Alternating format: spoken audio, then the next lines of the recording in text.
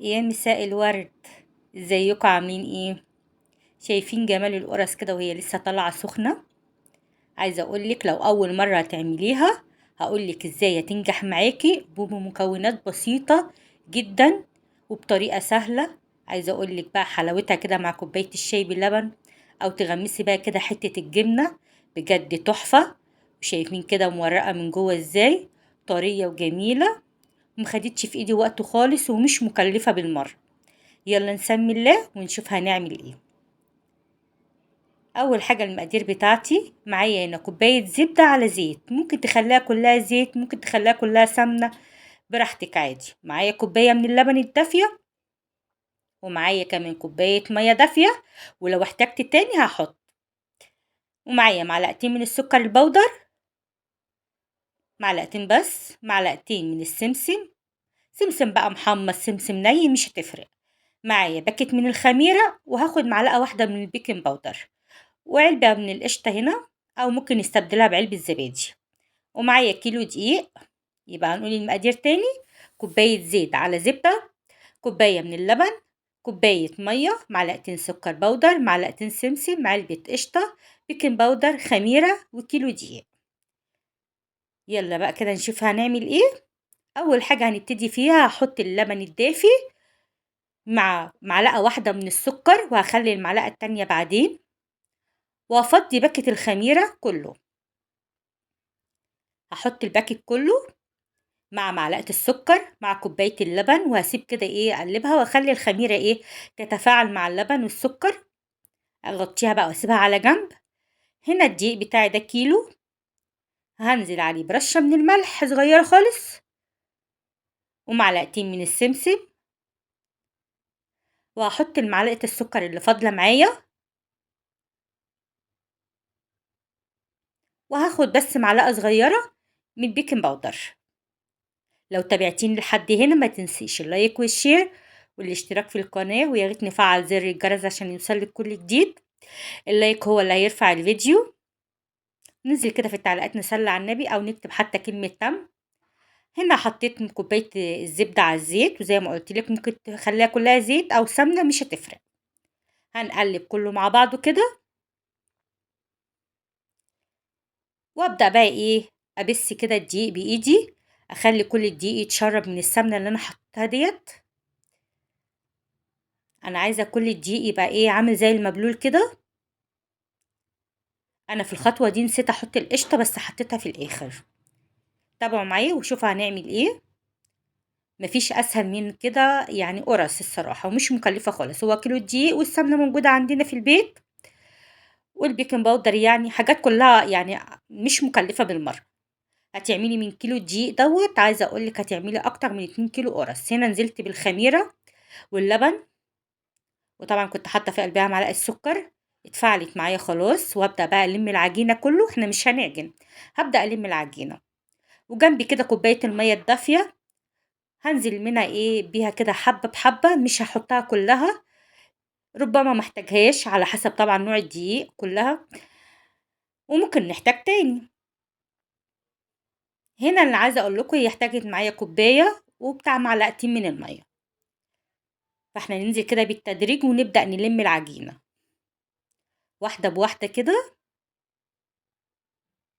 هتعملي قرص للعيال كده يفرحوا بيها، تقدري تحشيها بقى جبنة، تحشيها عجوة، تخليها سادة زي ما انا عاملاها كده براحتك. هنا حطيت معلقتين كمان من المية الدافية، وابدأ بقى الم العجينة. عايزه اقول لكم بعد ما لميت العجينه بتلفت كده ورايا، لقيت القشطه اللي ما حطيتهاش، بس حمدت ربنا وحطيتها. ولا علمكم انا لو ما كنتش حطيتها برضو كانت هتبقى قرص تحفه برضو. عادي يعني ممكن تستغني عن القشطه والزبادي، احنا كده كده حاطين لها لبن. بس انا بقول يعني يعني بنعلي القيمه بتاعتها كده وتبقى حلوه كده. انا لميت العجينه خلاص، وهبدا بقى احطها. هنا في الخطوه دي افتكرت القشطه. نزلت بقى بكوبايه القشطه ديت، بدأت بقى أعجنها بيها تاني. عايزة أقول لكم ادت للعجينة طراوة، خليتها طرية وجميلة، يعني بتفرق برضو.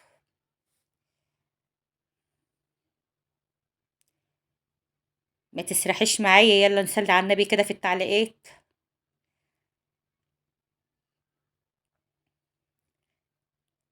هركنها بقى كده واغطيها، يعني ربع ساعة نص ساعة، هي كده كده الخميرة الفورية ما بتحتاجش يعني ايه وقت. بص بسم الله ما شاء الله، عليت معايا وخمرت. هبدأ بقى اضغط عليها كده واخرج الهواء منها. نبدأ بقى ايه، اجيب صينية واشكل بقى ايه العجينة دي كده كور صغيرة، يعني اكبر من الليمونة حاجة بسيطة.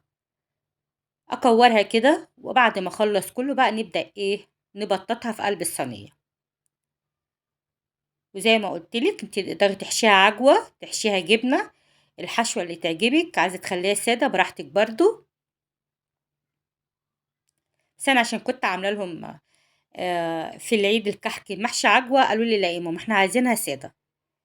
وهي الصراحة بتبقى حلوة عشان نقدر برضو ناكل بقى حتة جبنة ولا حاجة تغمسي بقى الجبنة، بتبقى حلوة.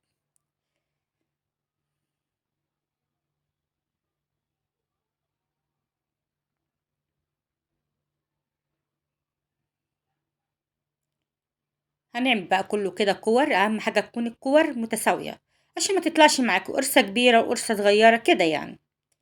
بس بسم الله ما شاء الله، عملت معايا كمية كبيرة من القرص. بصوا خمرت معايا كمان ازاي وانا بكور. وهسيبها تاني برضو ترتاح شوية. بوريكم كده العجينة طرية وجميلة ازاي.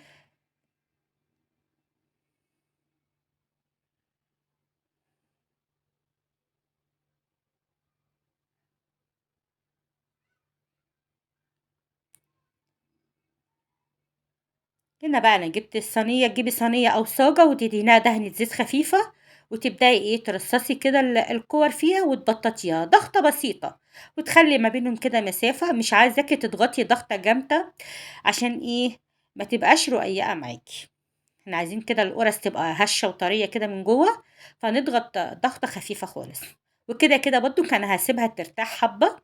انا باخد من اول كورة انا اشتغلت بيها، يعني اول ما خلصت تكوير العجينة، بدأت اخد من اول حاجة انا اشتغلت فيها، وبقيت ابطط كده. وهسيبها كده لحد ما ارصص كله في الصواني بتاعتي. واول صينية انا خلصتها هي اللي هتدخل الفرن.